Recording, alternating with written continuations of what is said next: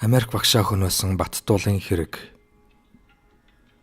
Дэлхийн криминологчдын холбооноос дэлхийд болсон аимшигт хэрцгий аллагын талаар судалгаа хийхэд Монгол үсгэн үйлдсэн гэмт хэрэг олонний анхаарлыг ихээр татжээ.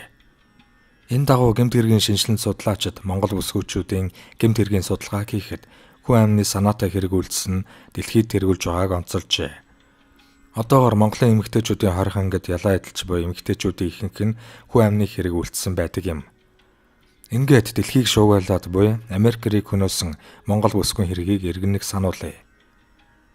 2012 оны 1-р сарын 7-ны шөнө Төв аймгийн нутаг дэвсгэрт Америкийн нэгдсэн улсын иргэн Джон Мартин Кинийг шунхаан сэтэл өс хонзон мөн өөр гэмт хэргийг нуун дадлах буюу хялбарчлах зорилгоор онц харгас хэрцгий аргаар буюу Сайга M3 маркийн буугаар буудан хөнөөсөн хэрэг гарчээ.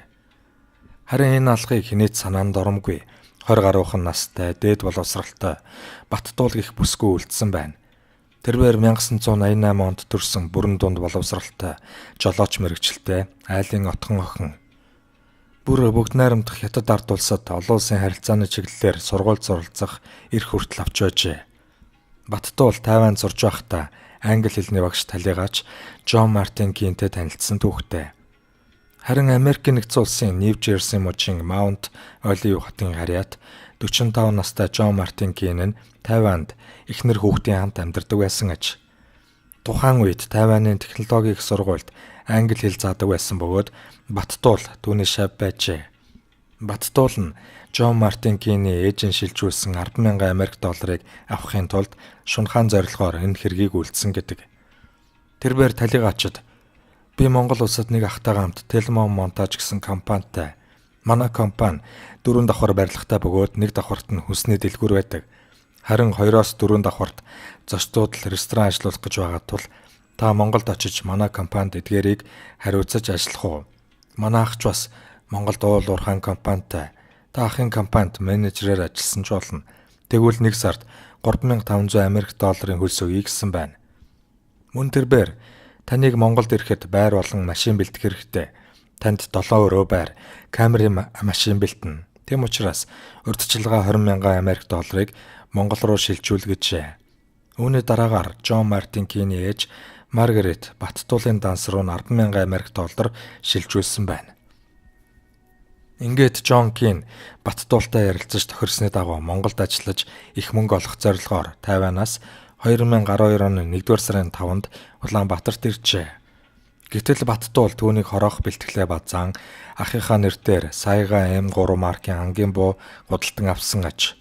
Тэрээр ахта Америк найзаагаа Монголд орсон.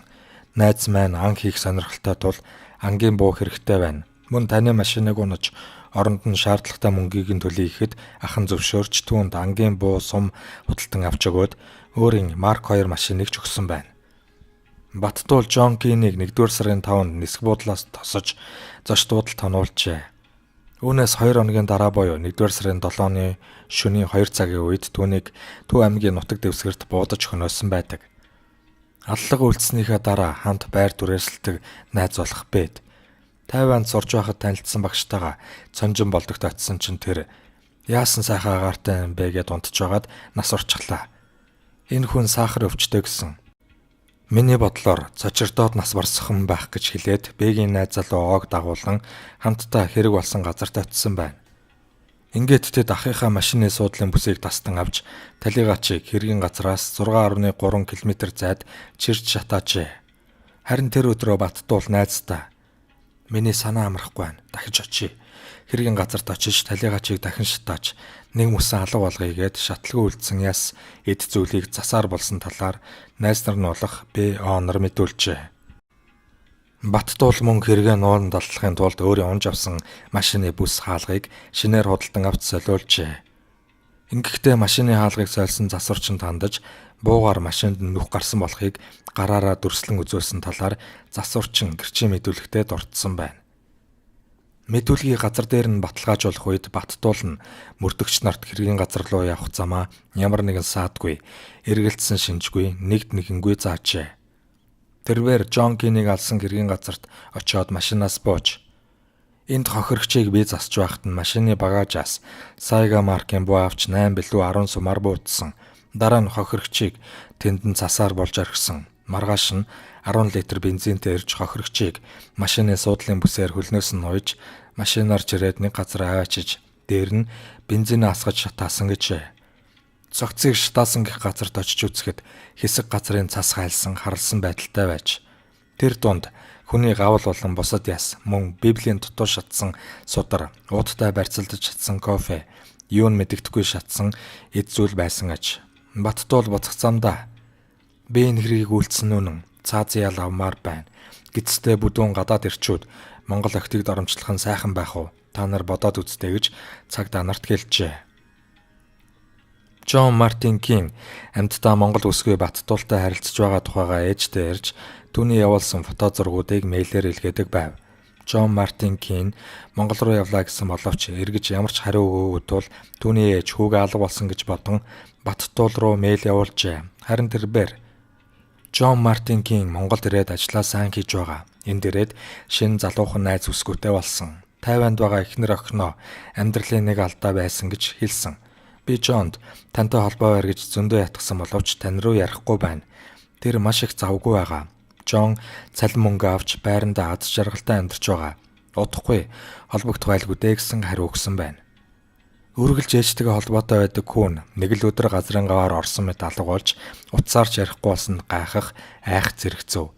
Арга буюу ээж нь Монгол улс дахь Америк нэгдсэн улсын элчин сайдын яам руу Монголд очоод эргэж холбоо барихгүй болсон хүүг минь олж өгнө үү гэж 2 сар гаруй хугацаанд мэйл бичсэний эцэст Америк нэгдсэн улсын элчин сайдын яамнаас Джон Мартин Кинийг олуулахаар цагдаагийн ерхий газрын Интерполын үндэсний төвд овчоо руу хандаж уг хэргийг илрүүлжээ.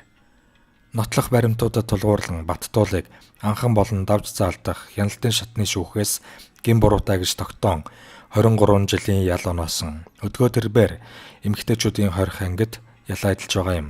Түүний энэ хэргийг Дэлхийн криминологчдын холбооноос эмэгтэйчүүдийн үйлдсэн 10 аимшигт гэмт хэрэгт багтаасан тухай саяхан зарлжээ.